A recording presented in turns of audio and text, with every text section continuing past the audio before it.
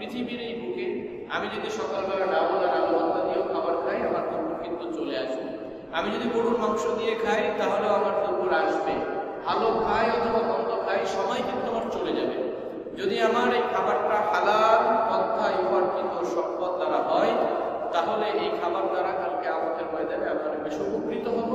এই হালাল খাবার খেয়ে এসে যদি সেটা ডাউলও হয়, দুইটা পরোটাও হয়, আলু ভর্তাও হয়, সব থেকে লো কোয়ালিটির খাবারও যদি হয়, সেই খাবার দিয়ে যদি আমি উদারপূর্তি করে এসে ইবাদতে শামিল হই, ওই ইবাদত আল্লাহ রাব্বুল আলামিনের কাছে অনেক বেশি ইফেক্টিভ হয় এবং কার্যকারী রূপ নেয়। আর যদি আমি হারাম পন্থায় উপার্জিত সম্পদ দিয়ে কি করি, অনেক ভালো ভালো খাবার খেয়ে আসি, ওই খাবার দ্বারা খাওয়া ইবাদতে এসে দাঁড়ানো, ওই ইবাদত আল্লাহর দরবারে পর্যন্ত পৌঁছায় না। সম্মানিত হাজিরিন, আমরা অনেকে মনে করি নামাজ না পড়া এরকম মারাত্মক গুনাহ।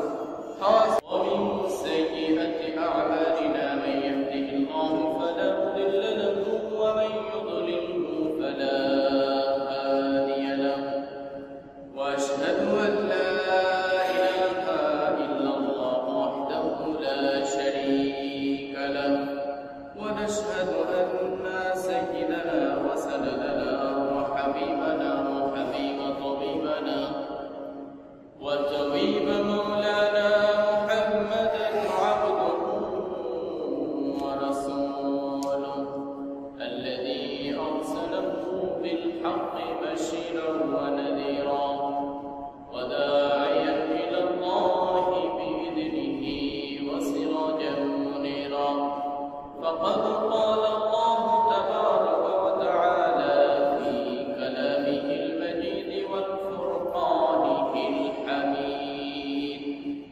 أعوذ بالله من الشيطان الرجيم. بسم الله الرحمن الرحيم. إن الذين يأكلون أموال اليتامى ظلما إنما يأكلون في بطونهم نارا وسيصلون سعيرا. وقال رسول الله صلى الله عليه وسلم: ألا من ظلم معاهدا أو انتقصه أو كلفه فوق طاقته أو أخذ منه شيئا بغير طيب نفس فأنا حاجزه يوم القيامة. أو كما قال رسول الله صلى الله عليه وسلم. وقال الله سبحانه وتعالى في شان رسول الله صلى الله عليه وسلم: يا أيها الذين آمنوا صلوا عليه وسلموا تسليما. সকল দিন থেকে দরুদ ইব্রাহিম করি। আল্লাহুম্মা সাল্লি আলা মুহাম্মাদিন ওয়া আলা আলি মুহাম্মাদ কামা সাল্লাইতা আলা ইব্রাহিম ওয়া আলা আলি ইব্রাহিম ইন্নাকা হামিদুম মাজিদ। আল্লাহুম্মা বারিক আলা মুহাম্মাদিন ওয়া আলা আলি মুহাম্মাদ কামা বারাকতা আলা ইব্রাহিম ওয়া আলা আলি ইব্রাহিম ইন্নাকা হামিদুম মাজিদ। বালাগাল উলা বিকামালিহি কাশাফাত দুজা বিজামালিহি হাসানাত জামিউ খিসালিহি সাল্লু আলাইহি ওয়া আলিহি। মহান আল্লাহ রাব্বুল আলামিনের দরবারে লাখ কোটি শুকরিয়া সুজুদ পেশ করছি যে মহান মুনিব আমাদের সকলকে দুনিয়ার সমস্ত জরুরত থেকে ফারেক করে তেনার মহান হুকুম পালনের উদ্দেশ্যে পৃথিবীর বুকে সর্বোৎকৃষ্ট জায়গা তিনার ঘর মসজিদে এসে বসার তৌফিক দিয়েছেন। এজন্য সেই মহান মুনিবের দরবারে শুকরিয়া জ্ঞাপন করছি। সকলে বলছি আলহামদুলিল্লাহ। সম্মানিত হাজিরিন, আমরা গত জুমায় আলোচনা করছিলাম হালাল এবং হারাম এই উপার্জনের ব্যাপারে গুরুত্ব, হালাল উপার্জনের গুরুত্ব, হারাম উপার্জনের উপরে কি কর্তব্য, কি শাস্তি, কি ভয়াবহতা রয়েছে, এই সম্পর্কে আমরা আলোচনা করছিলাম। অসমাপ্ত যে আলোচনা আজকে ইনশাআল্লাহ আমরা সেই বিষয়ের উপরে আলোচনা শেষ করব। কুরআনুল কারীম থেকে আল্লাহ রাব্বুল আলামিন যেই মহাগ্রন্থ আল কোরআন নাযিল করেছেন তার থেকে একটি আয়াত পাঠ করেছি, সূরাতুন নিসার 10 নম্বর আয়াত। রাসূল করিম সাল্লাল্লাহু আলাইহি ওয়াসাল্লামের হাদিস পাঠ করেছি। আল্লাহ রাব্বুল আলামিন এই সমস্ত আলোচনা আমাদেরকে হৃদয়ঙ্গম করার তৌফিক দিক, সকলে বলি আমিন। যতটুকু বললে আমাদের সকলের আমল করতে সহজ হয়, ঠিক সেরকম ভাবে বুঝিয়ে শুনিয়ে কথাগুলো বুঝিয়ে বলতে পারে আল্লাহ আমাদের সেই তৌফিক দান করুন, সকলে বলি আমিন। প্রিয় হাজিরিন, কোরআনুল কারীমের যে আয়াত তেলাওয়াত করেছি, মুখ্য বিষয় হচ্ছে যে হালাল উপার্জন এবং হারামের বর্জন। আল্লাহ রাব্বুল আলামিন কি বলেছেন? ইন্নাল্লাযীনা ইয়াকুলুনা আমওয়ালাল ইয়াতামা, নিশ্চয়ই যারা ভক্ষণ করে এতিমদের সম্পদ, যুলমান অত্যাচারী করে, জালেম করে, জুলুম করে, জোরপূর্বক যারা এতিমের সম্পদ ভক্ষণ করে, ইন্নামা ইয়াকুলুনা ফি বুতুনিহিম, নিশ্চয়ই তারা কেমন যেন তাদের পেটকে, উদরকে ভর্তি করলো নারন তথা আগুন দ্বারা, ওয়াসায়াসলাউনা সাঈরা, এবং তার অচিরেই জ্বলন্ত আগুনে প্রজ্বলিত হবে, বলে নাউযুবিল্লাহ। সম্মানিত উপস্থিতি, আল্লাহ রাব্বুল আলামিন এখানে বলছেন যারা এতিমের সম্পদ কি করে, ভক্ষণ করে, জুলুম করে, অন্যায় করে। এখানে শুধু এতিমদের দ্বারা উদ্দেশ্য নয়, কোনো অন্যায় ভাবে যে কোনো সম্পদ সে যদি অন্যর হককে নাহক ভাবে গ্রহণ করে এবং সেটা দ্বারা সে উদারমুক্তি করে, তো সে কেমন কোনো সম্পদ, অর্থ, টাকা পয়সা অবৈধ পন্থায় উপার্জন করে ভালো খাবার খেয়ে যে সে একটা স্বস্তি পেল, আসলে সেই স্বস্তিদায়ক খাবার খায়নি, সে কেমন যেন আগুন দ্বারা, অগ্নি দ্বারা তার উদরকে ভর্তি করেছে। আল্লাহ রাব্বুল আলামিন আরো স্পষ্ট করেছেন, ওয়াসায়াসলাউনা সাঈরা, আসলে তারা যে আগুন খেয়েছে ব্যাপারটা এমন নয়, তাদের এই খাবারের কারণে তারা অচিরেই জাহান্নামের আগুনের ভিতরে প্রজ্বলিত হবে, জাহান্নামের ভিতরে যাবে। সম্মানিত হাজির, পৃথিবীর এই বুকে আমি যদি সকালবেলা ডাউল আর আলু ভর্তা দিয়েও খাবার খাই, আমার দুপুর কিন্তু চলে আসবে। আমি যদি গরুর মাংস দিয়ে খাই, তাহলেও আমার দুপুর আসবে। ভালো খাই অথবা মন্দ খাই, সময় কিন্তু আমার চলে যাবে। যদি আমার এই খাবারটা হালাল পন্থায় উপার্জিত সম্পদ দ্বারা হয়, তাহলে এই খাবার দ্বারা কালকে আমাদের ময়দানে আমরা বেশ উপকৃত হব।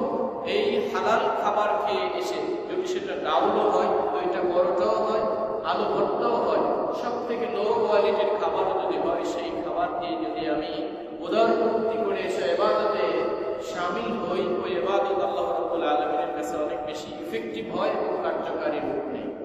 আর যদি আমি হারাম পন্থায় উপার্জিত সম্পদ দিয়ে কি করি, অনেক ভালো ভালো খাবার খেয়ে আসি, ওই খাবার দ্বারা খাওয়া ইবাদতে এসে দাঁড়ানো, ওই ইবাদত আল্লাহর দরবারে পর্যন্ত পৌঁছায় না।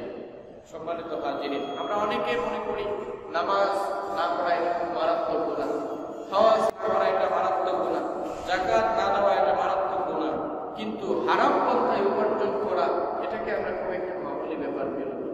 এবং হারাম পন্থায় উপার্জিত সম্পদ দিয়ে আমরা ভালো ভালো খাবার খাই, উদারমুক্তি করি, অনেক প্রশান্তি পাই, এটা আমার কাছে খুব বেশি খারাপ মনে হয় না। প্রিয় হাজিরিন, আমার চমৎকার একটা উদাহরণ মনে আছে যে আপনি যে ময়লাযুক্ত খাবার, পচা, গান্ধা, যত দুর্গন্ধযুক্ত খাবার আছে, এই খাবার খাওয়া যতটা খারাপ, তার থেকে বেশি হারাম পন্থায় উপার্জিত টাকা দ্বারা আপনি যদি খাবার খান, ওই খাবারটা, ওই খাবারের ওই যে পচা, গন্ধা, দুর্গন্ধযুক্ত খাবার, প্রত্যেকেও বেশি নিকৃষ্ট মানের আপনার এই খাবারটা।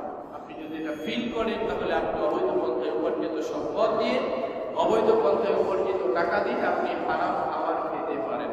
প্রিয় হাজির, আল্লাহ রাসূল সাল্লাল্লাহু আলাইহি ওয়াসাল্লাম বলেছেন, আলা মান যালামা ওয়াহিদান আও ইনতাকাসাহু আও কাল্লাফাহু, যদি কেউ কোনো অমুসলিম নাগরিক বা প্রবাসীকে জুলুম করে অথবা চুক্তির, মনে হয় এই হাদিস পর্যন্ত গত যুগে আলোচনা করেছি, আও ইনতাকাসাহু আও কাল্লাফাহু, যদি তার চুক্তির যতটুকু চুক্তি ছিল তার থেকে কম করে দেওয়া হয়, ফাওকা তাওতিহি, অথবা তার উপরে যতটুকু চুক্তি ছিল তার থেকে বেশি তার উপরে দায়িত্ব চাপায় দেওয়া হয়, অথবা তার অসন্তুষ্টি ব্যতীত তার থেকে জোরপূর্বক কিছু গ্রহণ করা হয়,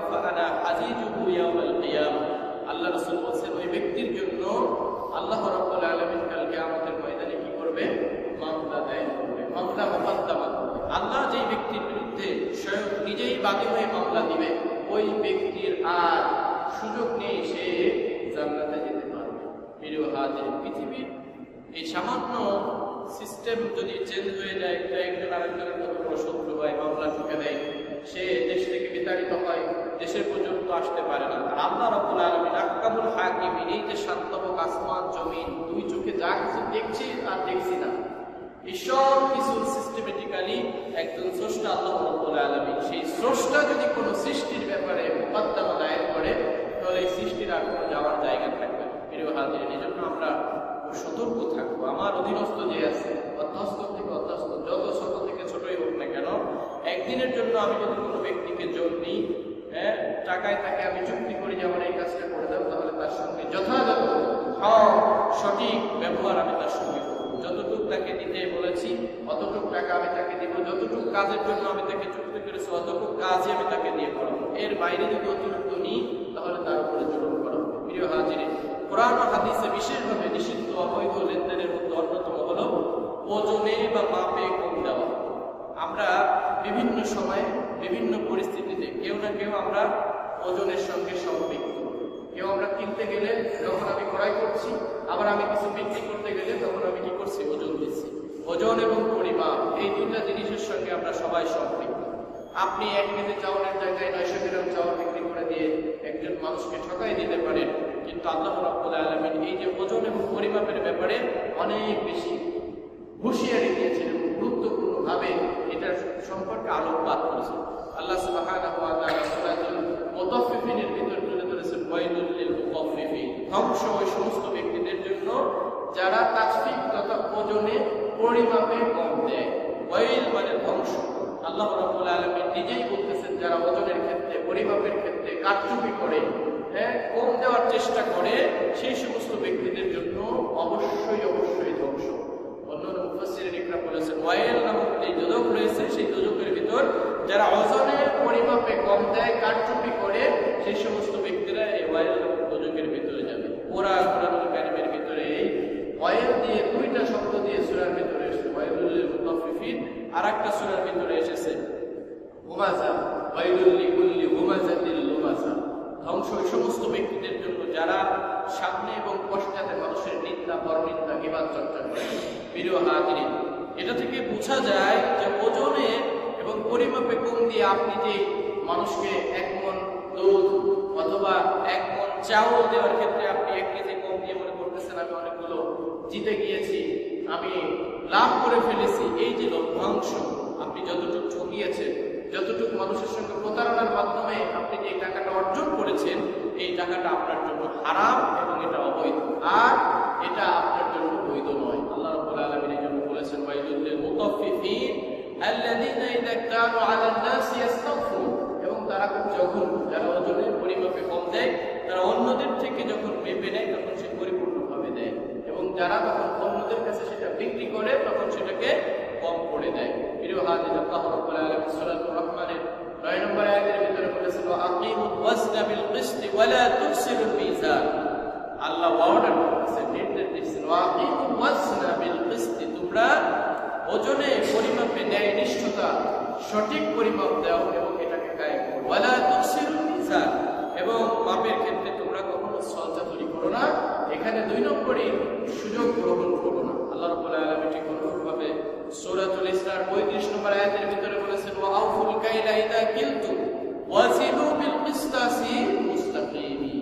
আল্লাহ বলতেছেন, ওয়া আউফুল কাইলা ইযা কিলতুম, যখন তুমি পরিমাপ করো তখন সেটাকে পরিপূর্ণভাবে যথাযথ পন্থায় পরিমাপ করো। 1 লিটার তেল দেওয়ার ক্ষেত্রে অনেক সময় পাম্পে ডিজিটাল ভাবে যে যখন তেল নেওয়া হয়, পয়েন্ট 1 পয়েন্ট বা 2 পয়েন্ট বা 3 পয়েন্ট কম দিয়ে দেয়।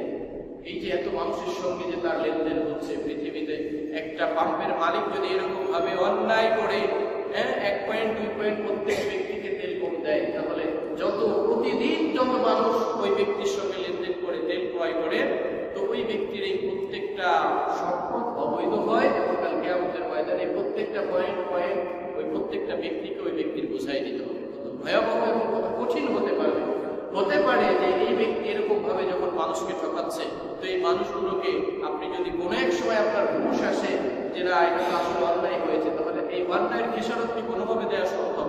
এত মানুষ চলতে ফিরতে উঠতে বসতে মুআমালাত মুআশারা জীবনের শুরু থেকে শেষ পর্যন্ত একটা মানুষের লেনদেন কত মানুষের সঙ্গে হয়। যদি আপনার সঠিক জ্ঞান ফিরে আসে তাহলে ওই ব্যক্তিগুলোকে খুঁজে পাওয়া সম্ভব না, মন থেকে চাইলেও ওই ব্যক্তিদেরকে আর পাওয়া সম্ভব নয়। আর আল্লাহ রাব্বুল আলামিনের নীতি হচ্ছে আপনি আল্লাহর ইবাদত করবেন না, কোনো সমস্যা নেই, আল্লাহ চাইলে আপনাকে সেটা মাফ করে দিতে পারে।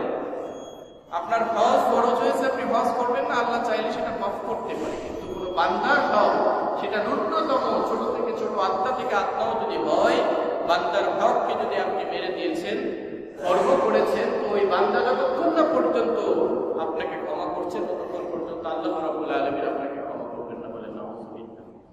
সুতরাং ওজন এবং পরিমাপের ক্ষেত্রে আমরা সবাই খুবই সতর্ক থাকবো। ওজনের ক্ষেত্রে, পরিমাপের ক্ষেত্রে আমরা যথাযথ দেওয়ার চেষ্টা করব এবং অন্যর থেকে ঝলসাতুলি করে আমরা বেশি নেওয়ার চেষ্টা করব না। হ্যাঁ, সমাজের ভিতরে যেটা অনেক টেন্ডেন্সি হয়ে গেছে, মানুষ কিনতে গেলে তাকে পচা নষ্ট জিনিসগুলো তার ওজনের সঙ্গে ভিন্নভাবে প্যাকেটের ভিতরে ঢুকাই দেওয়া হয়। এটা অনেক বড় জঘন্যতম অবস্থা। রাসূল কারীম সাল্লাল্লাহু আলাইহি ওয়াসাল্লাম বলেছেন, ওয়ালাম ইয়ানকুসুল মিকালা ওয়াল মিজানা ইল্লা উখিযু বিস-সিন্নিনা ওয়া শিদ্দাতিল মুআনাতি ওয়া যাওরিস সুলতানি আলাইহি। রাসূল কারীম সাল্লাল্লাহু আলাইহি ওয়াসাল্লাম বলেছেন, যখন সমাজের মানুষেরা এই ওজনে সলসতুরি করে, তখন তাদের উপরে কিছু আযাব গজব আল্লাহ রাব্বুল আলামিনের পক্ষ থেকে কত চাপায় দেওয়া হয়।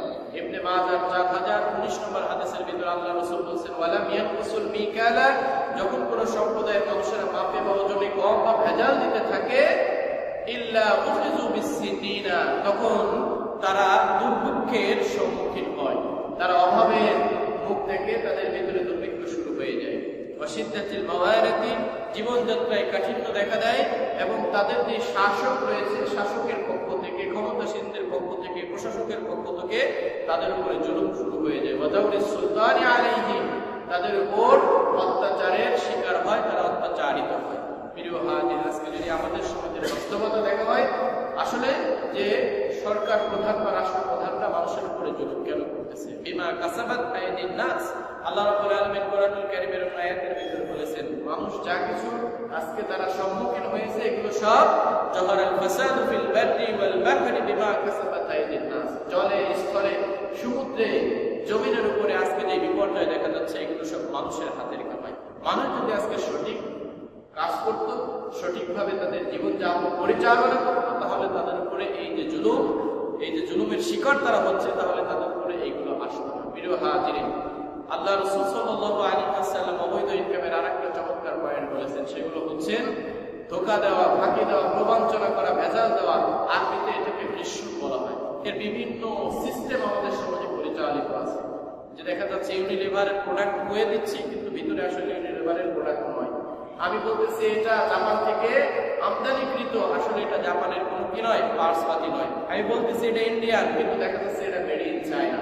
এরকম সমাজের প্রত্যেকটা যন্ত্রাংশের ভিতরে, প্রত্যেকটা ক্রয় বিক্রয়ের সাথে আজকে মানুষ এটা একেবারে নর্মালি হয়ে গেছে, যে আমি জাপান কয়ে ইন্ডিয়া দিয়ে দিচ্ছি, ইন্ডিয়া কয়ে চায়না দিয়ে দিচ্ছি, চায়না কয়ে বাংলাদেশে দিয়ে দিচ্ছি। প্রত্যেকটা সেক্টরে এরকম ভাবে অহরহ এই ভেজাল এবং প্রতারণা ঢুকে গিয়েছে। আল্লাহ রাসূল সাল্লাল্লাহু আলাইহি ওয়াসাল্লাম বলেছেন, মান ওয়াশানা ফালাইসা মিন্না, যে ব্যক্তি আমাদেরকে ফাঁকি বা ধোঁকা দিবে, আমাদের সাথে তাদের কোনো সম্পর্ক নেই। মান ওয়াশানা ফালাইসা মিন্না, কথা থেকে শুরু করে কাজ থেকে শুরু করে মামলা, মুকদ্দমা, কোর্ট কাছারি, এমন কোন সেক্টর নেই যে মানুষকে আজকে ধোঁকা দেওয়া হয় না। এবং এই ধোঁকাটাকে মানুষ অনেক বেশি চালাকি মনে করে। আজকে যেটাকে চালাকি মনে করা হচ্ছে, কালকে আমাদের ময়দানে এই চালাকির কারণে ওই ব্যক্তি চরম আকারে ধরা খেয়ে যাবে। রাসূল নিজেই বলেছেন, মান ওয়াশানা ফালাইসা মিন্না। মুসলিম শরীফের প্রথম খণ্ডের 99তম হাদিসের ভিতরে আল্লাহ রাসূল বলেছেন, মান ওয়াশানা ফালাইসা মিন্না, যে ব্যক্তি প্রতারণা করে, ভেজাল দেয়, প্রবঞ্চনা করে, সেই ব্যক্তি আমার দলভুক্ত হতে পারে। কোরআন ও হাদিসের নিষিদ্ধ একটি বিষয় হলো গুলুল। আল্লাহ রাব্বুল আলামিন বলেছেন, আমা কানা লিনাবিয়্যিন আইয়াগুল্লা ওয়া মান ইয়াগুল ইয়াতি বিমা বাল্লা ইয়াওমাল কিয়ামাতি সুম্মা তুওয়াফা কুল্লু নাফসিন মা কাসাবাত ওয়া হুম লা ইউজলামুন। গুলুল কত সকল প্রকারের অবৈধ উপার্জনকেই গুলুল বলা হয়। অবৈধভাবে অনেক কাড়ি টাকা আপনি ইনকাম করতেছেন, আবার কিছু সময় পরে সময়ের ব্যবধানে আপনি এটা আল্লাহর রাস্তায় দান করে নিজেকে খুব বেশি প্রশান্তিময় একটা জীবন মনে করতেছেন, যে টাকা দান করছি, আয় করেছি অবৈধ পন্থা, এটা তো দান করে দিচ্ছি, সেম হয়ে গেল। যেরকম ভাবে আমাদের দেশের সরকার অনেক অন্যায় অপরাধ করে, আবার 560টা মডেল মসজিদও তৈরি করে। মনে করো অপরাধ যা করেছে 560টা মসজিদ তো আল্লাহর ঘর তৈরি করেছে, এটা সেম ব্যালেন্স হয়ে যাবে। এরকম ব্যালেন্স হওয়ার কোনো সুযোগ নেই। আপনি অপরাধ করে যে সম্পদ ইনকাম করেছেন, অন্যায়ভাবে একজনের সাথে অন্যায় অপরাধ করেছেন, আচরণ করেছেন, আর একটা ভালো কাজ দিয়ে আপনি এটা করতে পারবেন। এরকম অন্যায় অপরাধ দ্বারা সম্পদ দিয়ে, অর্জিত সম্পদ দিয়ে আপনি তারপরে এটার ব্যালেন্স তৈরি করার কোনো সুযোগ নেই। আল্লাহ নিজেই বলেছেন, কোন নবীর পক্ষে এটা সম্ভব নয় যে তিনি অবৈধভাবে কোনো কিছু গোপন করবেন। বদরের যুদ্ধ থেকে যখন সবাই ফিরে এসেছে, গনিমতের মাল যখন বন্টন হচ্ছে, তখন একটা চাদর অথবা একটা অলংকার সেখানে খুঁজে পাওয়া যাচ্ছে না। কোন সাহাবীদের মনে উদয় হলো যে হয়তো রাসূল করিম সাল্লাল্লাহু আলাইহি ওয়াসাল্লাম এটা নিজের জন্য হয়তো রেখে দিয়েছে। আল্লাহ রাব্বুল আলামিন তাদের মনের কথা বুঝতে পেরে আল্লাহ রাসূল সাল্লাল্লাহু আলাইহি ওয়াসাল্লামকে তাদের ব্যাপারে স্পষ্ট করলেন, ওয়া কানা লিনাবিয়্যিন, কোন নবীর জন্য এটা শোভনীয় নয় আইয়াকুল্লা, যে কোনো কিছু তিনি অন্যায়ভাবে গোপন করে রাখবে। ওয়া ইয়াকুলু বিমা ইয়াতি বিমা গাল্লা, এবং কেউ অবৈধভাবে কিছু গোপন করে তাহলে কিয়ামতের দিন কি করবে? সে সেগুলো নিয়েই উপস্থিত হবে। বিমা গাল্লা ইয়াউমাল কিয়ামাতি সুম্মা তুওয়াফা কুল্লু নাফসিন বিমা মা কাসাবাত ওয়া হুম লা ইউজলামুন। প্রত্যেকের যা যা অর্জন করেছে তা পূর্ণ মাত্রায় সেখানে দিয়ে দেওয়া হবে। প্রিয় হাজির, বৈধ পন্থায় যত কষ্টই হোক না কেন, যত আমাদের আহারের কষ্ট হোক, চলাফেরার কষ্ট হোক, চিকিৎসার কষ্ট হোক না কেন, অবৈধ পন্থায় কোনো সম্পদ আমি অর্জন করতে পারি না। মুসলিম হিসাবে, মুমিন হিসাবে যথাযথ সব সময় আমাদের হালাল পন্থায় অর্জন করতে হবে। সুদ, ঘুষ, প্রবঞ্চনা, অবজন কর দেওয়া, এগুলো থেকে আমাদের প্রত্যেকের বিরত থাকতে হবে। আল্লাহ রাব্বুল আলামিন আমাদের সকলকে তৌফিক দান করুন, সকলে বলে আমিন। সম্মানিত উপস্থিতি, অবৈধ উপার্জনের অন্যতম পদ্ধতি হচ্ছে আমাদের দেশে ঘুষ বাণিজ্য। হাদিয়া বলেন, টেবিলের তল দিয়ে বলেন, চা খাওয়া বলেন, মিষ্টি খাওয়া বলেন, যে কোনো ভাষায় আপনি বলেন না কেন, এই ঘুষ আমাদের সমাজে এত বেশি জনপ্রিয়তা পেয়েছে যে সকলের কাছে এটা একটা মামুলি ব্যাপার হয়ে গিয়েছে। যে ব্যক্তি কোনো কর্মের জন্য বেতন, সম্মানী বা ভাতা গ্রহণ করেন, সেই কাজের জন্য অন্যের থেকে সেবা গ্রহণ বা হাদিয়া গ্রহণ বা মিষ্টি খাওয়া বা চার বিল, যে কোনো পন্থাই হোক না কেন, টাকা নেওয়া এটা সম্পূর্ণভাবে হারাম। ঠিক অনুরূপ ভাবে আরো স্পষ্ট করা হয়েছে, কোন ঊর্ধ্বতন কর্মকর্তাকে তার তোষামোদী করার জন্য, তার থেকে কোনো ফায়দা হাসিল করার জন্য তাকেও যদি কোনো হাদিয়া, ঘুষ বা বানহাত করা হয়, তাহলে এটাও ঘুষ হিসেবে বিবেচিত হবে। আল্লাহ রাব্বুল আলামিন, আল্লাহ রাসূল সাল্লাল্লাহু আলাইহি ওয়াসাল্লাম স্পষ্ট ঘোষণা করেছেন তিরমিজি শরীফের 1337 নম্বর হাদিসের ভিতরে, লাআনা রাসূলুল্লাহ সাল্লাল্লাহু আলাইহি ওয়াসাল্লাম আর-রাশি ওয়াল মুরতাশি। আল্লাহ রাসূল বলতেছেন, লাআনা রাসূলুল্লাহ সাল্লাল্লাহু আলাইহি ওয়াসাল্লাম, আল্লাহ রাসূল ওই ব্যক্তির উপরে অভিসম্পদ দেন, বদদুয়া করেন যেই ব্যক্তি আর-রাশি ওয়াল মুরতাশি, যে সুদ গ্রহণ করে এবং যে সুদ দেয়, সুদদাতা এবং সুদ গ্রহীতা। মাঝে মধ্যে দেখা যায় যে আসলে এই ঘুষ গ্রহীতা এবং ঘুষদাতা সুদ নয়। আর রাশি ওয়াল মুরতাশি অর্থ হচ্ছে যে সুদ, এই ঘুষ গ্রহণ করে এবং যে ঘুষ দেয়। একেবারে অনন্য উপায় হয়ে যে ব্যক্তি ঘুষ দেয়, যে আসলে এটা আমার বৈধ জিনিস, আমি পরীক্ষায় ফার্স্ট হয়েছি, তারপরে আমাকে টাকা না দিলে আমাকে চাকরিটা দিচ্ছে না, এরকম অনন্য উপায় হয়ে যদি কেউ ঘুষ দেয়, তাহলে কিছুটা কনসিডার করা যেতে পারে। কিন্তু উত্তম হচ্ছেন, তাকওয়া হচ্ছেন যে আল্লাহ রাব্বুল আলামিনের এই দুনিয়ায় ওই চাকরি ছাড়া যে আপনি অন্য কোনো উপার্জন করে খেতে পারবেন না, তা হতে পারে না। সুতরাং আপনি ওটা না দিয়ে আপনি আরেক জায়গায় চাকরি করে খান বা অন্য জায়গায় অন্য কর্ম করে খান, তাও ঘুষের সঙ্গে আপনি সম্পৃক্ত হয়ে না। প্রিয় হাজির, আজকে এই যে ঘুষ আমাদের সমাজে অনেক বেশি সহজ করে দেওয়া হয়েছে। এরপর আর একটা হচ্ছেন সুদ। সুদ হচ্ছেন সময়ের পরিবর্তনে বা সময়ের ক্ষেপণে আপনি টাকা দিয়ে অতিরিক্ত টাকা গ্রহণ করা, একই সম্পদ দিয়ে একই সম্পদ আপনার অতিরিক্ত গ্রহণ করা, এই সুদ। সুদ তো আজকে আমাদের সমাজের কেউ সুদ থেকে বেশি নাই, মুক্ত নয়। সুদের ধোয়া থেকে আমরা কেউ বাঁচতে পারছি না। সুদ এমন ভাবে আমাদের উপরে চাপিয়ে দেওয়া হয়েছে এবং বৈশ্বিক ভাবে সুদের ব্যবস্থাপনা এত চমৎকার ভাবে সিস্টেমেটিক্যালি এত সুন্দর করা হয়েছে যে আপনি বাঁচতে চাইলেও সুদ থেকে বাঁচা সম্ভব নয়। আল্লাহ রাব্বুল আলামিন, রাসূল কারীম সাল্লাল্লাহু আলাইহি ওয়াসাল্লাম বলেছেন, যে ব্যক্তি সুদ খায় এই ব্যক্তি অনেক বেশি আযাবের সম্মুখীন হবে। রাসূল সাল্লাল্লাহু আলাইহি ওয়াসাল্লাম স্বপ্ন দেখছেন, বুখারী শরীফের সহিহ হাদিসের ভিতরে এসেছে। তো স্বপ্ন দেখতে দেখতে লম্বা হাদিসটা, এই পয়েন্টটা এটার সাথে তুলনীয়, এই জন্য বলতে বলতেছি যে রাসূল সাল্লাল্লাহু আলাইহি ওয়াসাল্লাম দেখছেন একটা রক্তের নদী, লাল রক্তের নদীর ভিতরে একটা মানুষ সাঁতার কাটতে কাটতে কুলে আসতেছে, আর এই কুলে একজন ফেরেশতা বসে আছে, আর একজন ফেরেশতা, দুইজন ফেরেশতা বসে আছে। এক ফেরেশতার কাছে অনেক পাথরের খণ্ড রয়েছে। যখন ওই ব্যক্তি কুলে আসছে, তো কুলে আসার সাথে সাথে এক ব্যক্তি ওই মুখটাকে ধরতেছে, যে ব্যক্তি সাঁতার কেটে উপরে আসার চেষ্টা করতেছে, আর এক ব্যক্তি ওর মুখের ভিতরে এই পাথর ঢুকিয়ে দিচ্ছে। যখন পাথর ঢুকিয়ে দিচ্ছে তখন আবার সে পড়িয়ে যাচ্ছে, এরকম ভাবে সে আবার রক্তের সাগরের ভিতরে আবার চলে যাচ্ছে। এইভাবে প্রতিনিয়ত বারবার এটা হচ্ছে। রাসূল করিম সাল্লাল্লাহু আলাইহি ওয়াসাল্লাম জিজ্ঞাসা করলো এটা কি কারণে? রাসূল সাল্লাল্লাহু আলাইহি ওয়াসাল্লামকে বলা হলো এই ব্যক্তি সুদের লেনদেনের সঙ্গে জড়িত ছিল এবং সুদী কারবারির সঙ্গে সে সম্পৃক্ত ছিল। প্রিয় হাজিরিন, আল্লাহ রাসূল সাল্লাল্লাহু আলাইহি ওয়াসাল্লাম অন্য হাদিসের ভিতরে বলেছেন সুদের সর্বনিম্ন অপরাধ এবং অন্যায় হচ্ছে যে সে তার নিজের মায়ের সঙ্গে জিনায় লিপ্ত হয়, বলেন নাউযুবিল্লাহ। প্রিয় হাজির, কোন সৎ জ্ঞানে একজন ব্যক্তি তার নিজের মায়ের সঙ্গে এই কাজে কখনো সম্পৃক্ত হতে পারে না, বা এটা সম্ভাবনা। এটা কত জঘন্যতম ভাষা, কত কঠিন কথা, যে সব থেকে ন্যূনতম অপরাধ হচ্ছে এইটা।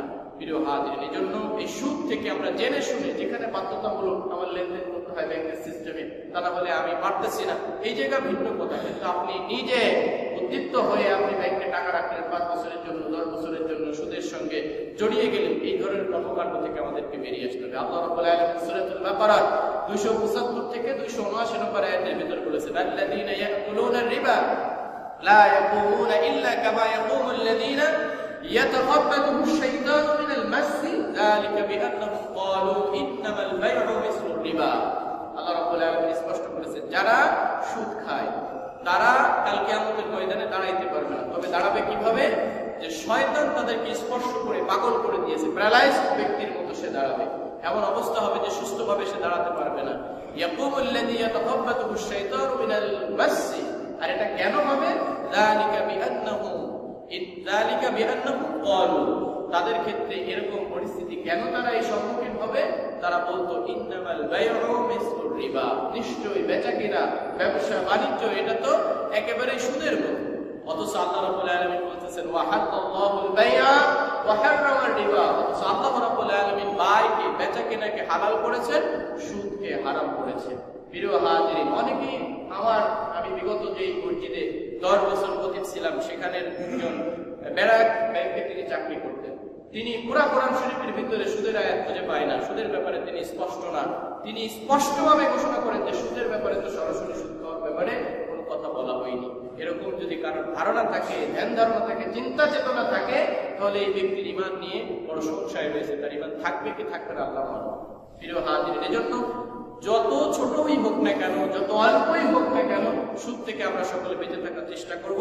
আল্লাহ রাব্বুল আলামিন আমাদেরকে সেই তৌফিক দান করুন, সকলে বলে আমিন। তারা বায়কে, বেচাকেনাকে সুদের সঙ্গে সম্পৃক্ত করে, সুদও যায় বেচাকেনাও যায়, এটা তো সমান সমান। প্রিয় হাজিরিন, আল্লাহ রাব্বুল আলামিন আমার আপনার জন্য যেটা মঙ্গলজনক সেটাকেই হালাল করেছেন, যেটা অমঙ্গল, যেটা মানুষের উপকারে আসবে না, সেটাকেই হারাম করেছেন। এটা আপনার ব্রেনের, মস্তিষ্কের, চিন্তায়, মগজে যদি মানে তাহলেও ভালো, যদি আপনার যুক্তিতে এটা ধরে তাহলে ভালো, যুক্তিতে না ধরলেও আপনাকে সেটা মানতে হবে। আর স্রষ্টা যেহেতু আমাকে সৃষ্টি করেছেন, কোনটাই কল্যাণ রেখেছেন, সুদের ভিতরে আমার জন্য হারাম, সুদ আমার জন্য ক্ষতিকর, এই জন্য আল্লাহ রাব্বুল আলামিন সুদকে হারাম করেছেন। বেচা কিনা, ব্যবসা বাণিজ্য আমার জন্য হালাল, এর ভিতরে আমার মঙ্গল, এর ভিতরে আমার কল্যাণ, এই জন্য বেচা কিনাকে আমার জন্য কি করেছেন? হালাল করেছেন। আল্লাহ রাব্বুল আলামিন এরপরে বলেছেন ওয়া হারামার রিবা ফামান জাআহু মাউইযাতুন মির রাব্বিহি ফান্তাহা ফালাহু মা সালাফা। এই যে আল্লাহ রাব্বুল আলামিনের পক্ষ থেকে উপদেশ আসার পরে যারা সুদের সঙ্গে সম্পৃক্ত, তৎকালীন সময়ে সাহাবীরাও সুদের সঙ্গে জড়িত ছিল, এই আয়াত যখন নাযিল হলো তারা সুদ থেকে পরিপূর্ণভাবে পৃথক হলো। ফান্তাহা ফালাহু মা সালাফা ওয়া আমরুহু ইলাল্লাহি ওয়া মান আদা ফাউলাইকা আসহাবুন নার। এই আয়াত, এই ঘোষণা আসার পরেও যারা আবার সুদের সঙ্গে আবার জড়িয়ে যাবে, ফাউলাইকা আসহাবুন নার, তারা হচ্ছেন জাহান্নামের অধিবাসী। হুম ফিহা খালিদুন, তারা চিরদিন সেই জাহান্নামের ভিতরে থাকবে। জাহান্নামের আগুন বড় ভয়াবহ। পৃথিবীর আগুনের ভিতরে হাত দিলে 1 মিনিট ভিতরে রাখা যায় না, পুড়ে যায়, ঝলসে যায়।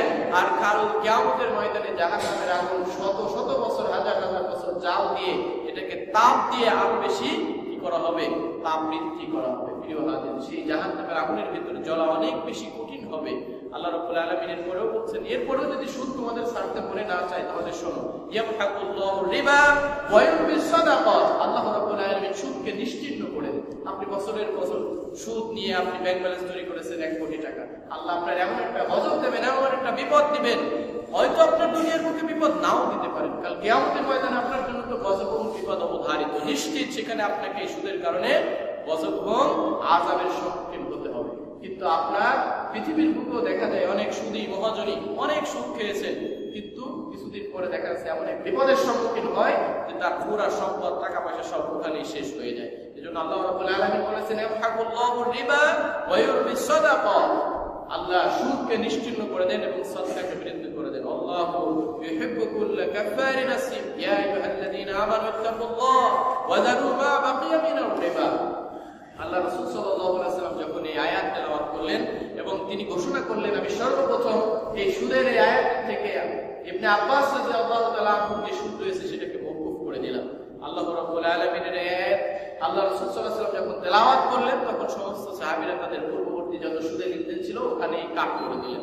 প্রিয় হাজির, আজকে যদি আমরা সেই লেভেলে ওই স্তরের ঈমান আনতে পারি তাহলে এই আলোচনা শোনার পরে, এই কথাগুলো মনে নেওয়ার পরে আমরা কেউ সুদের সঙ্গে সম্পৃক্ত থাকতে পারি না। আমাদের যদি কোনো ব্যাংক ব্যালেন্স থেকে থাকে, আমাদের যদি ফিক্সড ডিপোজিট করা থাকে, তাহলে আজকেই সেগুলো ভেঙে ফেলা উচিত। কেননা এই ফিক্সড ডিপোজিট দিয়ে আপনি যে এক্সট্রা টাকা ইনকাম করতেছেন এটা অবশ্যই সুদ। আপনি এটাকে ব্যবসার সঙ্গে জড়ান অথবা আপনি জমি কিনে রাখেন, যেটা বৈধ পন্থায় আছে সেইগুলোর সঙ্গে আপনি সম্পৃক্ত হন, কখনোই সুদের সঙ্গে সম্পৃক্ত হওয়া যাবে না। সকলে রাজি আছে তো ইনশাআল্লাহ? আমাদেরকে সুদে ব্যয় মনে হয়, আমার মনে হয় আপনাদের কারণ নেই। যদি থেকে থাকে, আল্লাহ রাব্বুল আলামিনের আয়াত শোনার পরে, এই হুকুম, এই ঘোষণা শোনার পরে প্রত্যেকে আমরা সুদের থেকে বিরত থাকবো। যদি আমরা কেউ টেবিলের তল দিয়ে কোনো কারবারি করে থাকি, সেখান থেকে মাপ চাবো। যদি মনে থাকে তার ঘুষটাকে আমি ফেরাই দেওয়ার চেষ্টা করবো। প্রিয় হাজির, এই সমস্ত অবৈধ পন্থা থেকে আমরা ফিরে আসার চেষ্টা করব। রাসূল কারীম সাল্লাল্লাহু আলাইহি ওয়াসাল্লাম বলেছেন, মুসলিম শরীফের 2236 নম্বর হাদিস, আইয়ুহান নাস ইন্নাল্লাহা তাইয়্যিবুন। হে মানব সম্প্রদায়, তোমরা শোনো, নিশ্চয় আল্লাহ রাব্বুল আলামিন হচ্ছেন পূত পবিত্র, লা ইয়াকবালু ইল্লা তাইয়্যিবান। আল্লাহ রাব্বুল আলামিন বৈধ এবং পূত পবিত্র ছাড়া অন্য কিছু গ্রহণ করেন না। ওয়া ইন্নাল্লাহা আমারাল মুমিনিনা বিমা আমারা বিহিল মুরসালিন। আর আল্লাহ রাব্বুল আলামিন ওই সমস্ত নির্দেশ মুমিনদেরকে দিয়ে থাকেন যে সমস্ত নির্দেশ তিনি রাসূলদের উপরে দিয়ে থাকেন। সুম্মা যাকারা রাজুল ইউতিলুস সাফরা। এরপরে রাসূল সাল্লাল্লাহু আলাইহি ওয়াসাল্লাম এক ব্যক্তির কথা, ব্যক্তির ঘটনা তুলে ধরলেন। তিনি বললেন, আর রাজুলু ইউতিলুস সাফরা, যে এক ব্যক্তি অনেক দূর মুসাফির অবস্থায় সফর করে এসেছে। সে যদি বাংলাদেশ থেকে সফর করে মক্কায়ও যায়, হজের উদ্দেশ্যেও যায়, এটাও ধরা যেতে পারে। আশা সুআবারু, যে তার চুল শুষ্ক হয়ে গিয়েছে। অনেক দূর সফর করলে মানুষের চেহারাটা শুকিয়ে যায়, চুলের উপরে একটা ময়লা ভাব চলে আসে, আল্লাহ রাসূল সেটা বলতেছেন। এবং সেই মুসাফির অবস্থায়, হাদিসের ভিতরে এসেছে, মুসাফির অবস্থায় যদি কেউ দোয়া করে তাহলে তার দোয়া কবুল করা হয়। এজন্য সেটাই বর্ণনা দিচ্ছেন যে অনেক দূর সফর করেছে, তার চুল শুষ্ক, তার চেহারায় জীর্ণশীর্ণ ভাব চলে এসেছে, এমন অবস্থায় সে যদি দোয়া করে, এরপরে সে দুই হাত তুলে আল্লাহ রাব্বুল আলামিনের কাছে দোয়া করে, ইয়া রাব্বি ইয়া রাব্বি, হায় আল্লাহ আমাকে মাফ করো, আমাকে মাফ করো। মাতআমুহু হারাম, অথচ সেই ব্যক্তি খাবার খেয়েছে কি হারাম। ওয়া মাশরুবুহু হারামুন, এবং সে পান করেছে কি হারাম জিনিস। ওয়া মালবাসুহু হারামুন, এবং সে যে পোশাক পরিচ্ছদ গ্রহণ করেছে, পরিধান করেছে, সেটা তার অবৈধ উপার্জন থেকে, সম্পদ থেকে, টাকা থেকে ক্রয়কৃত পোশাক পরিচ্ছদ। ওয়া গুযিয়া বিহারাম, এবং সে হারামের উপার্জিত সম্পদ থেকে এগুলো সে খেয়েছে, পান করেছে, পোশাক পরিচ্ছদ গ্রহণ করেছে। ফাআন্না ইস্তাজাবু লিযালিকা, তাহলে তোমরা বলো কিভাবে আল্লাহ রাব্বুল আলামিনের এই যে মুসাফির অবস্থায় আল্লাহর দরবারে ইয়া রাব্বি ইয়া রাব্বি বলে হাত করেছে, এই ব্যক্তির দোয়া আল্লাহ রাব্বুল আলামিন কিভাবে সাড়া দেবে, কিভাবে কবুল করবে? সুতরাং এটা কবুল করা যেতে পারে না। প্রিয় হাজির, রাসূল সাল্লাল্লাহু আলাইহি ওয়াসাল্লাম ঠিক অনুরূপ ভাবে বুখারী আস-সহিহ আরেকটা হাদিসের ভিতরে বলেছেন, ওয়ালা ইয়াসাদু ইলাল্লাহি ইল্লা তাইয়্যিব, বৈধ জীবিকার ইবাদত ছাড়া কোনো প্রকার ইবাদত আল্লাহ রাব্বুল আলামিনের নিকটে উঠানো হয় না। কবুল করা তো আরো অনেক বেশি পরের ব্যাপার। সুতরাং আমাদের প্রত্যেকের 5 ওয়াক্ত নামাজ পড়ছি, রোজা রাখছি, হজ করছি, যাকাত দিচ্ছি, যাই করি না কেন সবার আগে আমাদের বৈধ উপার্জন হতে হবে। অবৈধ উপার্জন যা কিছু যদি করে থাকি সেগুলোকে আল্লাহর রাস্তায় ওই ব্যক্তির নামে দান করে দিতে হবে, কোন রকম সওয়াবের আশা ব্যতীত। তাহলে আল্লাহ চাইলে আমাকে আপনাকে মাফ করে দিতে পারেন। লা তুকবালু সালাতুন বিগাইরি তুহুরিন, আল্লাহ রাসূল বলেছেন কোন নামাজ কবুল করা হয় না পবিত্রতা ব্যতীত। ওয়ালা সাদাকাতুন মিন গুলুলিন, এবং কোন সদকা কবুল করা হয় না যদি সেটা বৈধ উপার্জন থেকে করা না হয়। আমাদের দেশে তো অনেক সময় অনেক পীর, অনেক মুর্শিদ দেখা যায় যে অনেক টাকা অনেক পয়সা ইনকাম করেছে, যখন ধরা পড়ে তখন বলে কি যে আমি এই টাকা তো আল্লাহর রাস্তায় ক্ষমা করে দিয়েছি, তাবলীগে যাই আমি এগুলো অনেকে দান করেছি, এগুলোর কোনো ভ্যালিডিটি নেই, এগুলোর কোনো বৈধতা নেই, এগুলো ভণ্ড সাধু।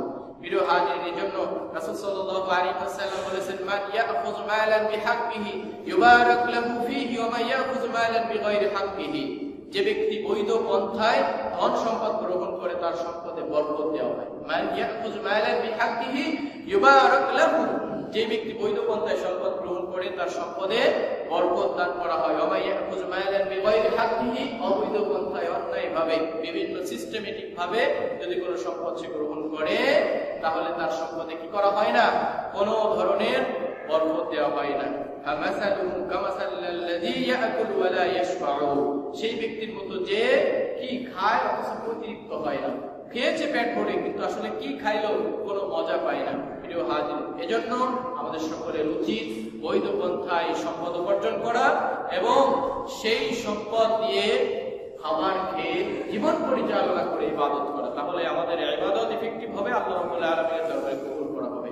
আল্লাহ রাসূল সাল্লাল্লাহু আলাইহি ওয়াসাল্লাম বলেছেন, মান জামাআ মালান হারামান সুম্মা তাসাদ্দাকা বিহি লাম ইয়াকুন লাহু ফীহি আজরান ওয়া কানা ইসরুহু আলাইহি। যে ব্যক্তি অবৈধভাবে সম্পদের পাহাড় গড়ে তোলে, সঞ্চয় করে, একটা ব্যক্তি যদি প্রতিদিন বিরিয়ানি খায়, প্রতি ওয়াক্তেও বিরিয়ানি খায়, সবথেকে বেস্ট লেভেলের খাবার খায় 1000, 3 বেলায় 3000, মাসে তার 90,000, সে যদি 100 বছর বাঁচে তাহলে 1 কোটি টাকা হলে যথেষ্ট।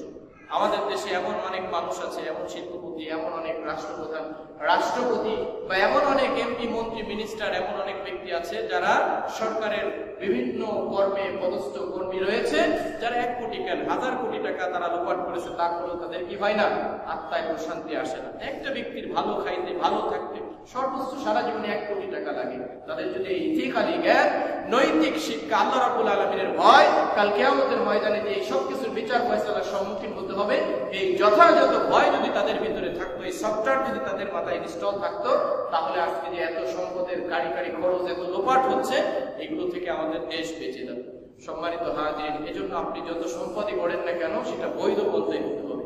বৈধ পন্থায় যখন আপনি সম্পদ করবেন, ওই সম্পদ দিয়ে খাবার খাবেন, যা কিছু করবেন সেটা কাজে লাগবে, আল্লাহ রাব্বুল আলামিন কবুল করবেন। আমাদের সকলকে আল্লাহ রাব্বুল আলামিন বৈধ পন্থায় ইনকাম করে আল্লাহ রাব্বুল আলামিন আমাদেরকে ইবাদত করার তৌফিক দিক, সকলে বলে আমিন। অবৈধ পন্থায় উপার্জন থেকে আমাদের সবাইকে আল্লাহ রাব্বুল আলামিন বেঁচে থাকার তৌফিক দিক, সকলে বলে আমিন।